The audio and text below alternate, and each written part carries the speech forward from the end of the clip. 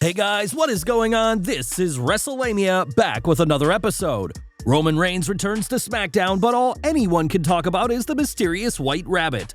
Will the White Rabbit appear on tonight's edition of the Blue Brand, and if so, who or what is it? Join us now as Wrestlelamia looks at the 23rd September edition of Smackdown and all the wildest wrestling news, stories, and rumors you need to know, including more White Rabbit news, Bray Wyatt training for return, Paige, and more. As always, Wrestlelamia won't recap the matches, but look at the good, the bad, and the ugly.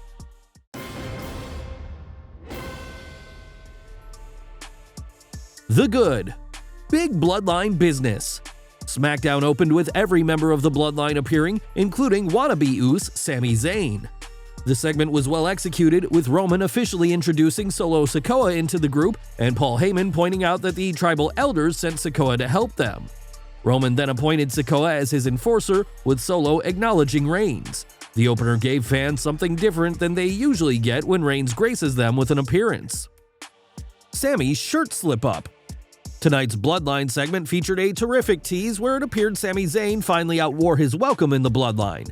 When Roman Reigns ordered Sammy to take off his Bloodline shirt, fans could cut the tension with a knife. When Jey Uso ripped the shirt off, it seemed like Sammy's run with Roman was over. However, Roman shot a swerve to Sammy, giving him a new t-shirt to wear that reads Honorary Uce, another example of how much effort WWE puts into the Bloodline storylines. Sami Zayn's days in the Bloodline may be numbered, but the WWE is doing a stellar job building suspense as to when his so-called friends give him the boot.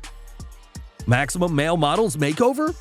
Are Mansoor and Massey getting a makeover? Well, there's certainly dissension between manager Max Dupree and his models, not to mention kayfabe sister Maxine Dupree. It's unknown if the team are turning or what's next. Giving Massey and Mansoor's difficulties getting over before this gimmick, let's hope they aren't repackaged in another new gimmick. As for Max Dupree, a transition back into his LA Knight character would be welcome. The White Rabbit mystery deepens. It looks like WWE knows it has a hit on its hands with the mystery of the White Rabbit. Although fans may have been disappointed that they only saw another clue about its identity, most fans enjoy mysteries, as long as they have a good payoff. And as long as WWE doesn't drag this out, it could be one of the best storylines in recent memory. Shotzi steps up. The WWE did a good job showing why Shotzi is suddenly going after Damage Control. While her rationale that she hates bullies may be weak, at least based on Shotzi's actions as a heel bullying Aaliyah, WrestleLamia will let it pass as Shotzi could be a good opponent for Bayley and her fellow heels. The bad.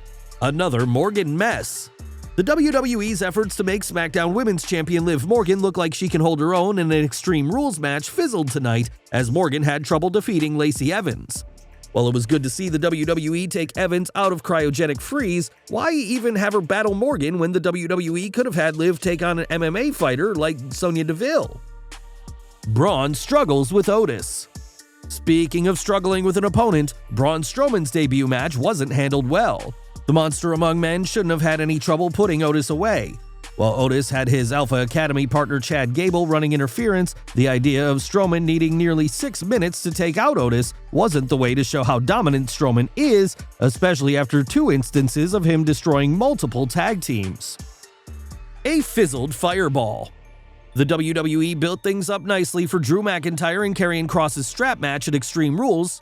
That is, until Scarlett threw a fireball at the Scottish Warrior and he no-sold it like a matchstick. While the fireball wasn't a flop like Hogan vs. Warrior at Halloween Havoc 98, and WrestleLamia apologizes for bringing that match up, no one should treat a fireball like a transition move. Burying Ricochet and Madcap. While Solo's segment where he helped out Sami Zayn had its moments and certainly put him over as a badass, it was still bad. First, it made Ricochet and Madcap Moss look like borderline bullies when they confronted Zayn about his membership in the Bloodline. Second, while watching Sikoa dismantle Ricochet was fine, who doesn't beat Ricochet down, it made less sense to have Madcap Moss thrown around like a ragdoll, especially since he's been enjoying a push. The WWE's obsession with the Bloodline dominating everyone continues, and it's doing nothing to help the other members of the roster get over. A predictable finish. The Usos' win over the Brawling Brutes was predictable, but not as predictable as Imperium costing them the match. It's too bad the WWE feels the need to keep the tag titles on the Usos at all costs because there is no suspense as to who is going to win when they wrestle. The WWE's inability to put a twist on the Usos' wins is the true failure. The Downright Ugly. Nothing ugly, but another average Smackdown. The Blue brand had lots of sizzling segments. The problem was that several of them failed, including the ones mentioned in our bad section. Had the segments been executed properly, tonight's show would have been excellent. News: WWE ratcheting up White Rabbit rumors. Topping today's news is the WWE's continued buildup of the White Rabbit mystery, and judging from tonight's SmackDown, fans will have to wait to see it played out to its conclusion. Fans who tuned in to tonight's SmackDown to see the White Rabbit's debut may have been disappointed when they received another QR code clue rather than the Ramblin' Rabbit. The code appeared during a backstage segment for the Maximum Male models, and as Cageside Seats' Sean Reuter noted, fans who scanned the code were taken to a website that features a white rabbit, Natch, navigating a maze populated with 3 floating flames. The rabbit is trying to get to a red door, and when he does, we see the word Cole and a set of coordinates for Rogers Place in Edmonton, Alberta, Canada, the host venue for the September 26 Raw. Although the WWE took the link down, the Twitter account for Ankit IWF shared the video. According to reports from fans attending SmackDown, the song White Rabbit played during a commercial break. It appears the WWE is going to have fans chasing through a number of rabbit holes before this mystery is solved. WWE releases White Rabbit merchandise. Time for WWE diehards to break out the credit card as the WWE has released White Rabbit shirts, apparently wanting to cash in on the rumored debut of the character behind the White Rabbit teases at live events and on the 21st September Raw. Ringside News' Natish Vashishta is reporting the White Rabbit gear is available on WWE Shop. There are 2 designs for the gear. One features the White Rabbit with red eyes, the other includes the Hangman game imagery from Monday's teaser. While it remains to be seen whether the White Rabbit clues are leading to Bray Wyatt's return, you've got to admire the WWE's attempt to cash in on the fans' interest in the White Rabbit phenomenon. To quote Let's Make a Deal's Wayne Brady, "There's no shame in your game." Not that the WWE has ever had any shame when it comes to making a buck. After all, this is the same company that released Vince Loves Rooster t-shirts back when D-Generation X feuded with Mr. McMahon. Bray Wyatt spotted training. A video featuring Wyndham Rotunda, aka former WWE superstar Bray Wyatt, training has fueled speculation about the enigmatic wrestler's possible return to WWE. Ringside News' Andrew Ravens reports, Wyatt was seen training with former boxing welterweight world champion Keith Thurman and coach Kay Wilson. Do you think Wyndham is getting ready to hop back into the squared circle? Saraya responds to rumors she can't compete. Is Saraya, aka former WWE superstar Paige, cleared to wrestle? While some fans and pundits are skeptical about whether she is medically cleared to compete, Saraya tweeted, "Ignore the dirt sheet clickbait, see you Wednesday, #AEW Dynamite." AEW President Tony Khan retweeted Saraya's tweet, perhaps hoping to entice fans to check out the 28th September Dynamite. Chris Jericho talks AEW Renaissance. Chris Jericho is no stranger to reinventing himself and building on the past, both accomplishments and failures, and it's something he sees happening with AEW after the recent backstage brawl that led to the suspension of CM Punk, Kenny Omega, and the Young Bucks.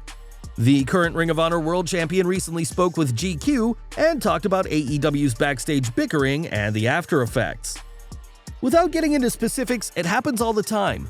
That's one of the things about being around as long as I have. You just recalibrate and you focus on the positives and realize we got a great locker room, a great group of guys and girls. I think we reestablished that on TV the last few weeks. I know that this is a pretty special place and we're gonna go out there and we're gonna kill it. That's what we did. Jericho talked about what franchises do after major players leave, noting, "It's a reset and that's exciting for everybody involved, including me. We're just gonna keep building upon it. That's what you do. That's how you have longevity. I bet you the Edmonton Oilers were terrified when Wayne Gretzky left and they won a Stanley Cup that year. That's just how it goes when somebody leaves. Somebody else steps up. So absolutely, we're not going to miss a beat. We're going to go on and become bigger and better and stronger than ever." AEW seems to have bounced back and fans seem to enjoy the renewed sense of purpose, much like WWE fans do now that Triple H is the WWE's chief content officer. Rumor: did Bobby Fish attempt to get Cole and O'Reilly back into WWE? A wild rumor is going around that Bobby Fish, who recently left AEW after he and the company were unable to reach a new contract, may have tried to persuade his Undisputed Era comrades Adam Cole and Kyle O'Reilly into leaving AEW and heading back to the WWE. The Wrestling Observer newsletter's Ryan Frederick posted this on the site's message board. I posted it in the Bobby Fish thread, but I know Fish was trying to get them, Cole and Kyle, to ask for the releases to go back to WWE, and they both told him no. It's possible Cole may have clued Tony in. If he did, I doubt he was the only one. I'm sure Swerve Strickland was one of them who did so too. Wrestlelamia recommends you take this one with a grain of salt, but as we reported in an earlier news video, Malachi Black was not the only person who asked for the release from AEW. MJF calls out Sammy Guevara's parenting skills. Last but not least, it seems like everyone on AEW's roster have helped the late great Mr. Brody Lee's family adjust to life without the Exalted One, supporting Amanda Huber and her children. One such helper is Sammy Guevara, who recently tweeted a picture of him playing with one of the kids. MJF took exception to Guevara throwing the youngster in the air, tweeting, "When I throw children, I get sued? Ridiculous." Just another reason why MJF is better than us, and we know it. Well guys, there you have it, Wrestlemania's look at the 23rd September edition of Smackdown, including the good, the bad, and the downright ugly, as well as the wildest wrestling news stories and rumors you need to know. Be sure to leave your comments, and don't forget to subscribe to our channel, follow us on Instagram and Twitter, and I'll see you next time for some more wrestling content.